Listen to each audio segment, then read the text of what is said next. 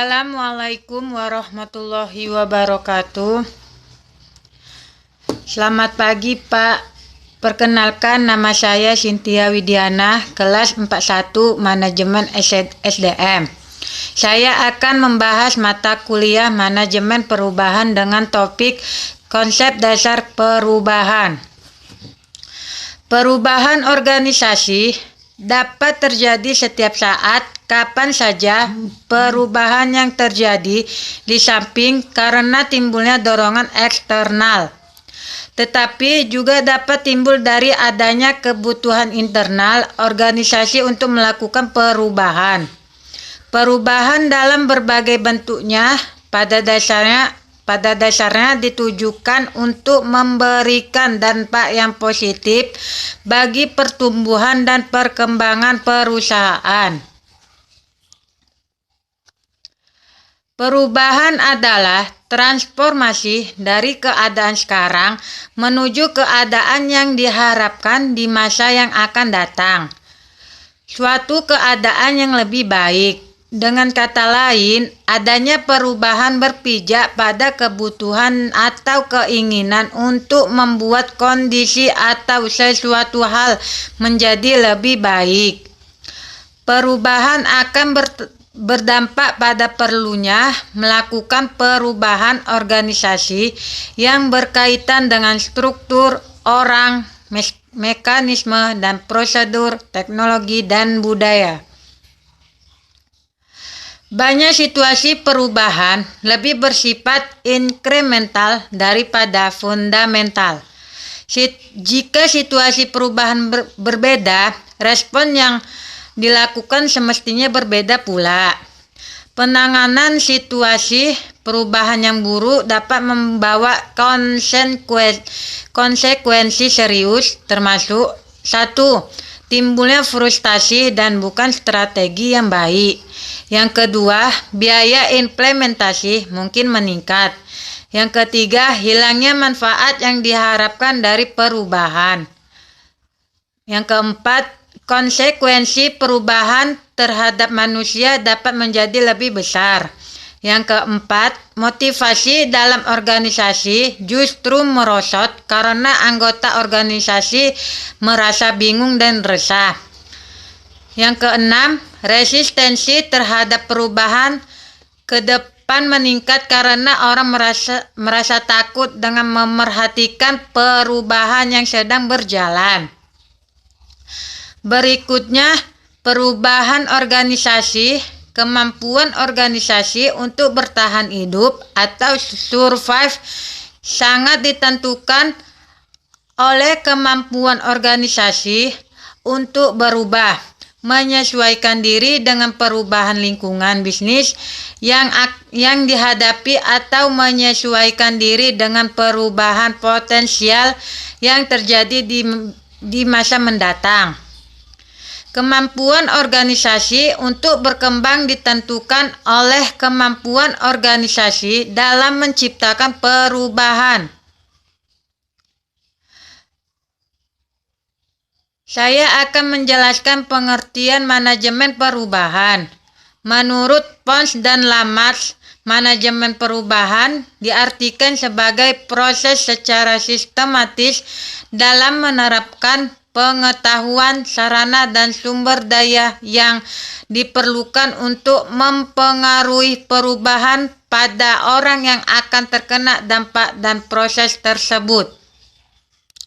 Yang akan terkena dampak dan proses tersebut. Dengan demikian, manajemen perubahan ditujukan untuk memberikan solusi yang diperlukan secara terorganisir dan metodis melalui pengelolaan dampak perubahan pada orang yang terlibat di dalamnya. Manajemen perubahan adalah upaya yang dilakukan untuk mengelola akibat-akibat yang ditimbulkan karena terjadinya perubahan dalam organisasi. Perubahan dapat terjadi karena sebab-sebab yang berasal dari dalam maupun dari luar organisasi tersebut. Dalam manajemen perubahan, Salah satu pendekatan yang dipakai adalah mengidentifikasi siapa di antara anggota organisasi yang terkena dampak perubahan dan yang paling mungkin menolak perubahan. Selanjutnya, menelusuri sumber, tipe, dan tingkat resistensi perubahan yang mungkin ditemukan. Baru mendesain strategi yang efektif untuk mengurangi resistensi perubahan.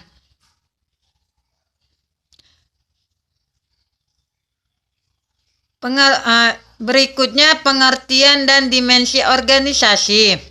Organisasi adalah sebuah organisasi yang memiliki 4 dimensi, yaitu material, intelektual, emosional, dan spiritual.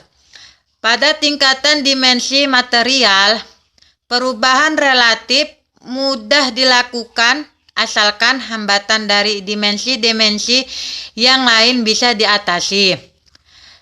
Pada dimensi intelektual, cara berpikir orang-orang dalam perusahaan sering menjadi penghambat. Cerita-cerita sukses masa lampau yang diulang berkali-kali membuat orang-orang dalam organisasi percaya cara-cara tersebut masih ampuh diterapkan dalam segala situasi. Dimensi berikutnya, emosional, berkaitan dengan konsep diri dan hubungan sosial yang sudah terlanjur dibangun.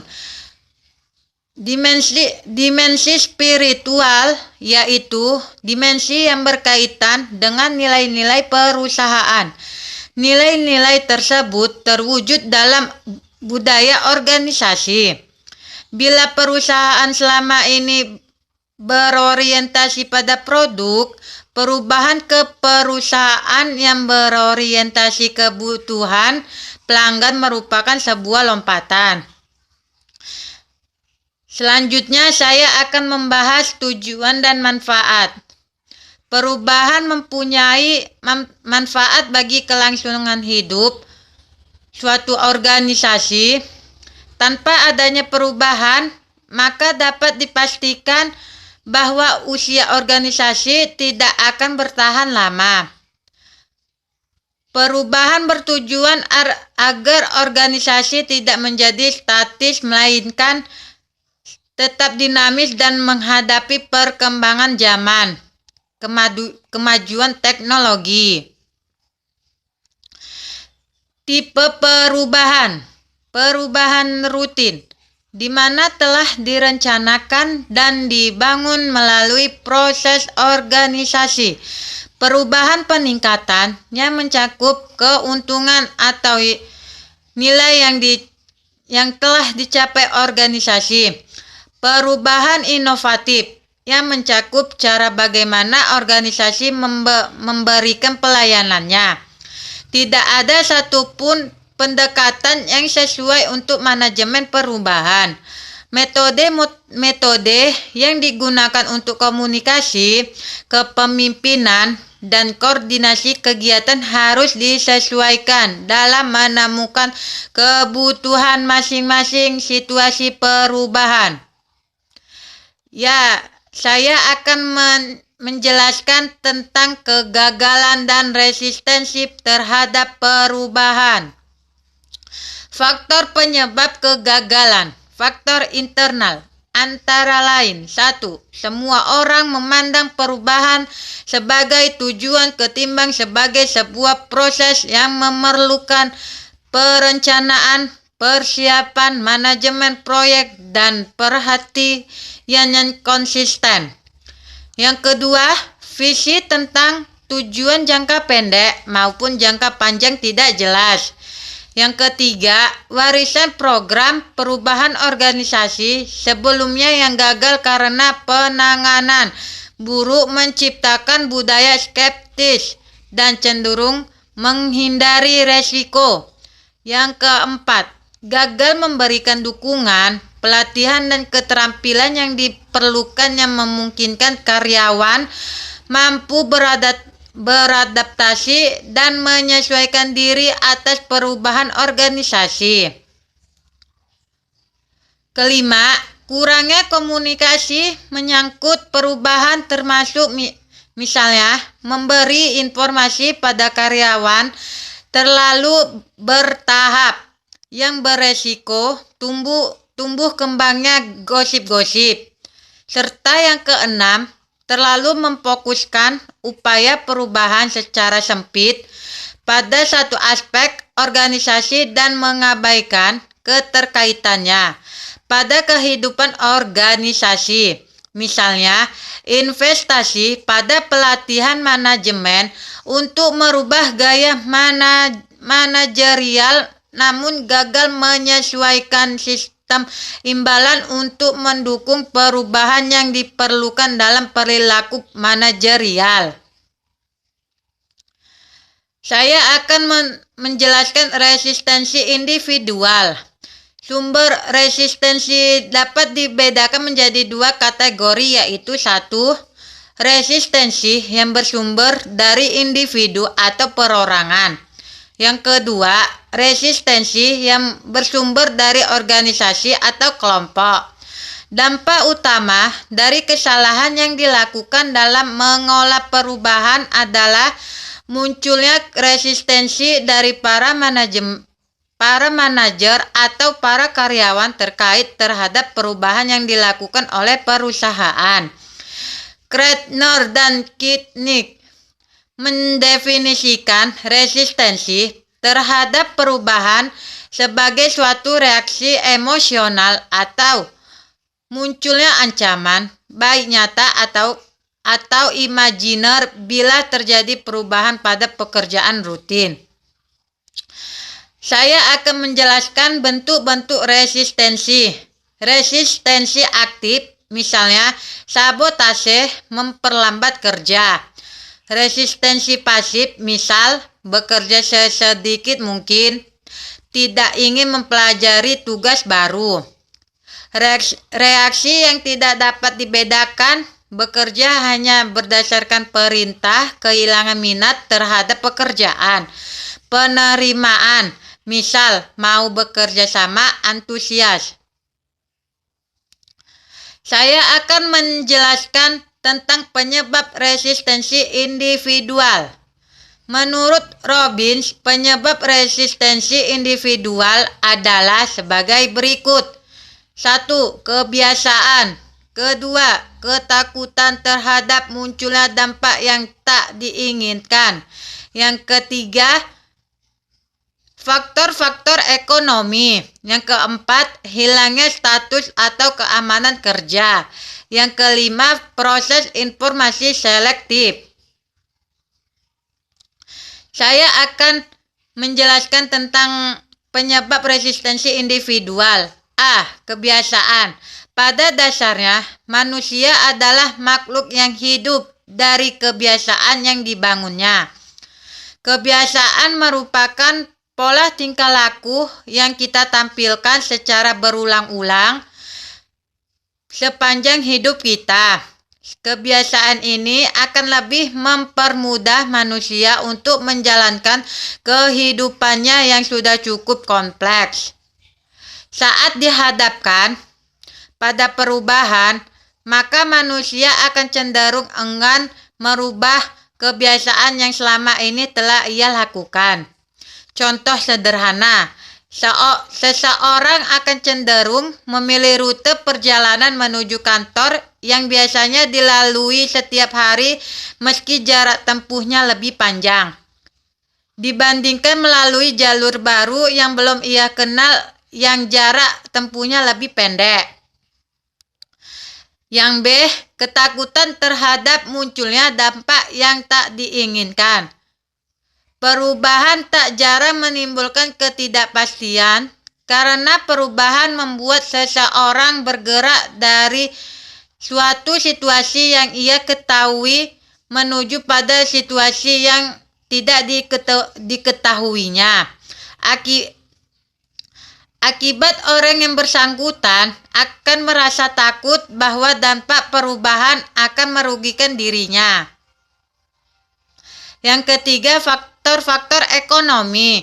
Seseorang akan melakukan resistensi terhadap perubahan bila yang bersangkutan memperkirakan atau melihat bahwa dirinya tidak akan memperoleh manfaat bila melakukan perubahan. Berkurangnya penghasilan, kenaikan gaji yang tidak sesuai harapan, meningkatnya ongkos transportasi merupakan faktor-faktor ekonomi yang dapat menjadi penyebab munculnya resistensi terhadap perubahan. Bila perubahan memberikan dampak ekonomi yang cukup besar terhadap seseorang, maka dapat diramalkan bahwa resistensi dari orang yang bersangkutan terhadap perubahan akan semakin kuat. Contoh lainnya, pegawai menolak konsep 5 hari kerja karena akan hilangnya upah lembur. Yang D, hilangnya status atau keamanan kerja.